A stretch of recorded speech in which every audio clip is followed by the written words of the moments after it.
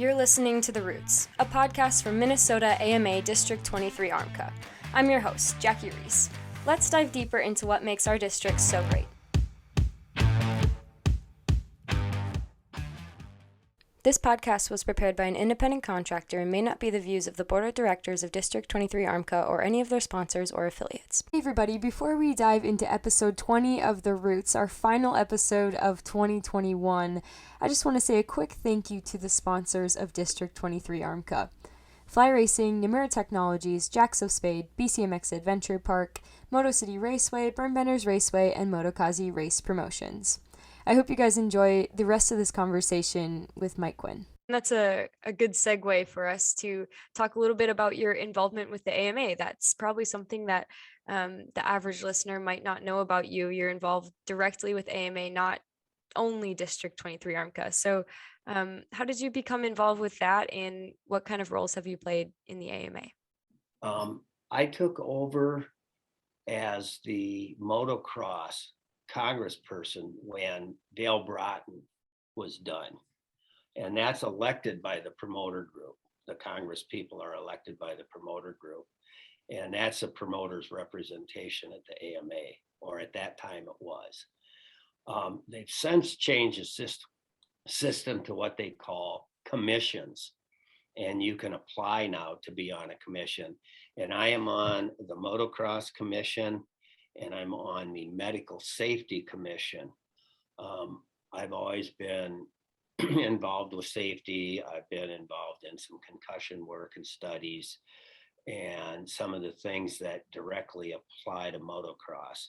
I was a presenter at two motocross medics conferences. One was held at the 2010 Motocross of Nations. So those kinds of things really interest me. It goes with my background of being an anesthetist. So, reducing injuries and treating them properly at the track is very important. So that's why I was asked to be on the Medical Safety Commission. And right now we're working on a ambulance coverage rule and how to deal with the tracks that are way out in the boonies that can't get an ambulance to cover them because there isn't one available. And if they can't, how are we going to cover the injuries, things like that. And we look at the numbers, we look at injuries, and try to do things. For instance, there was a big hullabaloo initially with no helmet mounted GoPros, but we do know there's been severe injuries. We even have one local rider that ended up having to have his neck fused when his GoPro didn't break off on the trail, and it broke his neck. I mean, wow. Yeah. So we use that kind of data to make decisions. So they're not made in a vacuum, and they have backing when we do make a decision. Mm-hmm. That's cool. And how do you think your involvement with the AMA influences what you do in District 23 ARMCA?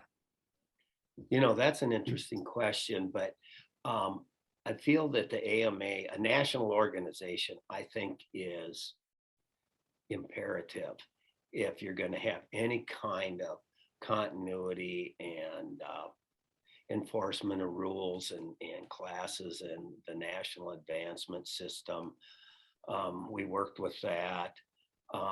It makes me look at our district, and a lot of what most of what the AMA does, we use as an example. Now we may tweak it a little, but it's based on what they do. They're our parent organization. And so it's really influenced how I look at things, and being on the safety committee has influenced that as well. Although I was looking into some of the things we've done on that committee before it was even a committee, or a commission as they call it now. But working with the AMA is really interesting because you get to talk to so many people from around the country in the different districts. For instance, District 37 out in California, and what they have to do for their government relations and their lobbyists is insane compared to what we pay. And you get ideas from them on how to head off some of the problems that creep up, and you learn from all these other districts or the presidents or whatever the other districts, their reps and commission members as to what's going on throughout the country. And that's another thing, is that we have more of a national outlook being Congress members, so that if most of the country is doing something, then we can suggest it and maybe, follow suit, or at least in some form, tweak it a little bit, but make it work for us. So I think that it keeps us more up to date with what's going on in the country. Yeah, absolutely. You had mentioned earlier that there are some things that we do better than other districts, and some districts do some other things better. What's a little comparison across the country compared to Minnesota? Okay, for instance, we do take some heat for, quote, all of the classes that we have.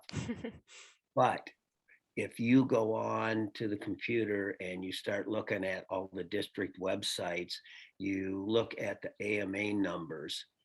For instance, we have 40 ABC. We divide these classes. We have by far the most senior riders of any place in the country, and it's because we give them those places to ride. And we have a person that comes over from the Atzalan Club from the Wisconsin area. And he keeps telling them, if you want numbers, you got to do this, but they don't do it. And if you do a direct comparison between their senior classes and ours, it's night and day. And part of it is we do have a lot of classes, and that can be a problem, and it makes for a longer day. However, the promoters need the entries in order to meet the bills and make improvements on the facilities as well. And when the numbers were way down, those age bracket classes became very, very important to keeping the guys in business, because those are the people that had some disposable income. And we have that age bracket. The kid goes off to college and they do their thing, they get their career, then they get married and have a few kids. So we're not really seeing them until they come back with their kids. There is definitely a gap in there, and they just don't have the money to do all of that. Where the older people do, and established families have the money to get their kids into it. So that's one of the things is what we do with our senior riders, and also with our entry level riders, by giving them those classes. It is very, very healthy. I think that in terms of working with the government, we do pretty well. I think that California District 37 probably is more in tune and better at that than we are, because they had to start with it, well before we had to. We were pretty isolated for many years. And I remember back in the 80s, it was, where are we going to ride today? Now it's, is there any place we can ride? Mm-hmm. Big difference, mm-hmm. In the last 2 to 3 decades as to what's available to us. Mm-hmm. So why is that? Why is that? We have more people. People don't like the noise. Land destruction, erosion, mainly as much as anything, an anti-motorcycle attitude among the general public, because they perceive everybody as a Hell's Angels if they're on two wheels. It's unfortunate, but that's carryover from the old days of Hollywood. Mm-hmm. To open a new track today is really, really hard, with all of the regulations that have to be met, and the sound testing that has to be done on the property lines, and there's so much that goes into it. It's very, very hard to open a new track in Minnesota today. Mm-hmm. And which is really a bummer, because we have lost 2 tracks down here in the southern part of the state in the last 5-10 years, and it hurts. Because it's not like I can go buy a chunk of land and open a new one tomorrow. Yeah. So those are a couple of examples. of what we do. I think that our scoring, our website, people having availability of their points within a few days of every race is really nice. We do a very good job of that. Um, our secretary turns over the cards and, the memberships and gets the cards out really well. Um, those kinds of organized things are very, very good. Our treasurer today is now an accountant that volunteers, and that's really helped too, because we know exactly what's going on. We really have a handle on our finances as well. That was something when I started, we were basically clueless. Mm. So we've really come a long ways on that. Yeah, that's awesome to hear how much it's changed over the years. And it's gotten better, but there's always room for improvement, of course, with anything that we do.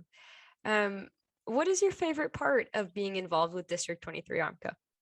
The people, the people, Easy you know, peasy. it's like another family, Hmm. maybe more of a family than my family, my siblings, that is, because we're strung out all over the country. Yeah. So And like, what are some of the most unique experiences you've had with the people here? some of the most unique experiences. Yeah, maybe someone that was like thankful for your volunteer service, or just I guess nice experiences over the years.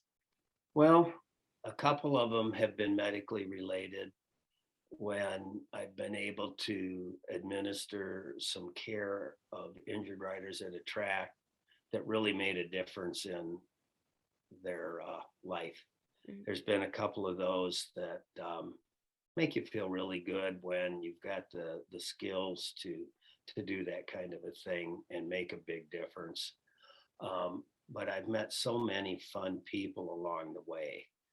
Um, we've completely turned over the board, and as you know, I'm not the most formal person in the world, so that we can have, for the most part, our board meetings are kind of fun, and we have some enthusiastic people, and that's important. We're there because we love it, and so if you make it too business like, um, it it's counterproductive, I think.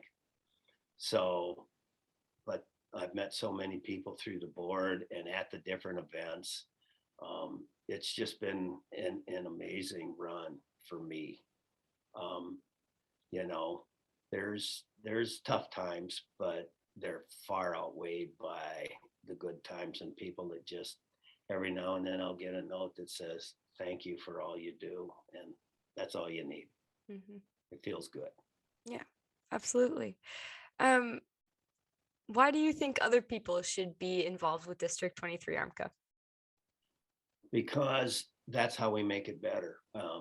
We've got a board of 60 to 70 members, but they're not going to have all of the ideas. And, the more involvement people have, it does a couple of things. It brings in new ideas, it brings in new blood, it brings in energy.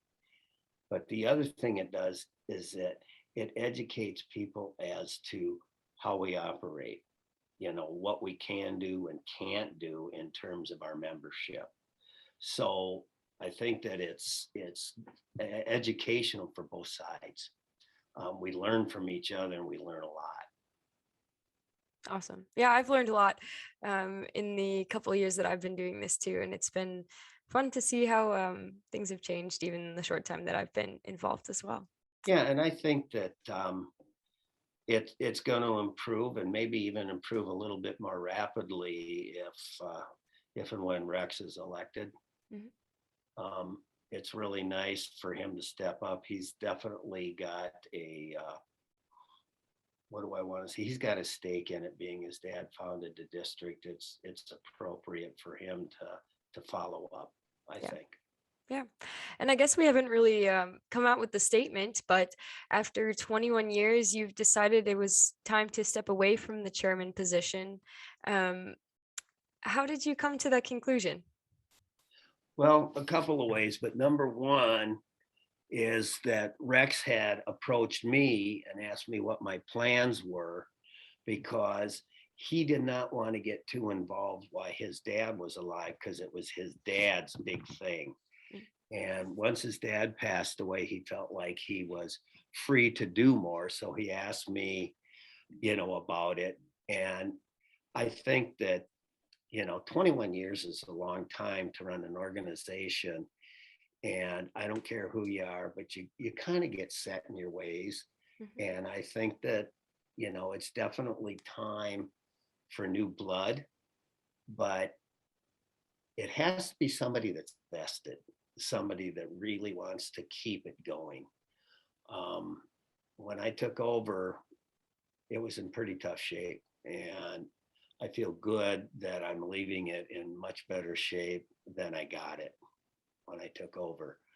And I think we've got a good foundation for Rex to continue to build on. Yeah, absolutely. And like you said, it's new energy, new ideas. And so I guess that's something to share with everybody, that we're always looking for ideas, right? We're always looking for improvement and ways to get better and people to help us along the way. That's right. And, sometimes it's our issue and we can definitely do something about it. And sometimes it's a total promoter issue, but if they bring it to us, we still address it with the promoters or the clubs. So, I think either way, if they've got some ideas and they've got some issues, that's really good. I think what we need the most of right now is ways to promote the district. I plan on trying to be very active in getting a road segment going again, after Rex takes over, if he's elected. And we have, last time I read, we've got third most registered street bikes in the country. It's California, Michigan, and then us. Huh. And I would dearly love to capture those people. That used to be huge in Minnesota, and it's kind of fallen by the wayside. When the AMA said they didn't need to be AMA members, the clubs kind of just left. And so I'll be working all this winter on getting their events on our calendar and trying to, bring that back to life. Awesome. Yeah, that was going to be my question. What does the future look like? But I guess you beat me to it. That's right. I don't know. My wife doesn't want me back on a dirt bike. She's afraid of my back. Yeah. So, and until it's completely fused, there's no way I'll be riding on a dirt bike. That's for sure. Yeah. We're gonna have to make a new class for you, a new age bracket. Yeah. Something bigger than 70. Yeah. How much competition are you gonna have in 85 plus? Yeah. Probably less than I had in the 70 plus. It wasn't a ton there either. But here again, we've got a good half dozen 8 guys coming up on it. Within the next couple of years, they have no intentions of quitting. So it's nice to be able to give them a place to ride. Yeah. And as far as those classes go, they don't really add to the day anyway, because you can stick them in with anybody. As you know, we sometimes run with the women. We just get out of your way and have a good time. So we don't really add to the day, Right. Although I'm a little leery of you. You almost landed on me once. But I don't recall, so. I'm just kidding. I guess, do you have any concluding thoughts as you wrap up your chairmanship, as we wrap up this podcast? Anything that you want to share with the people listening? I would really like to thank him for entrusting me to the organization to me for the last 21, 22 years, whatever it's been, something like that. It's an honor to be able to do something like that, to work with it, to build it.